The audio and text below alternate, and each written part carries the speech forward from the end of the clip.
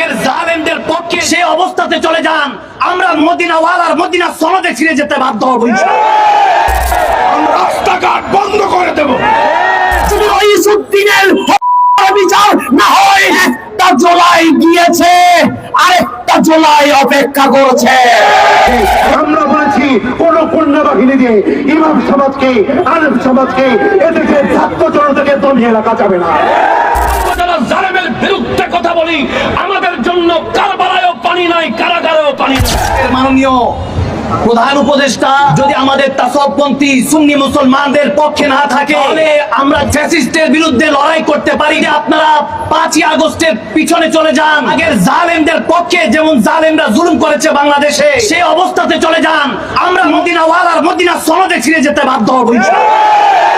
আমাদের শহীদ রইসুদ্দিন নিরপেক্ষ মানুষ ছিলেন, তাকে যে অপবাদ দেওয়া হয়েছে মব বিচারের দাবিতে সুন্নি মুসলমান যেই সমাবেশ এবং পদযাত্রা যেটা আমরা শুরু করেছি, এটা কেবল শুরু মাত্র। যদি আপনারা এই ব্যবস্থা অতি দ্রুত না নেন, আমরা কি করতে হবে আহলে সুন্নাত ওয়াল জামাত আমরা এটা ভালোভাবে জানি।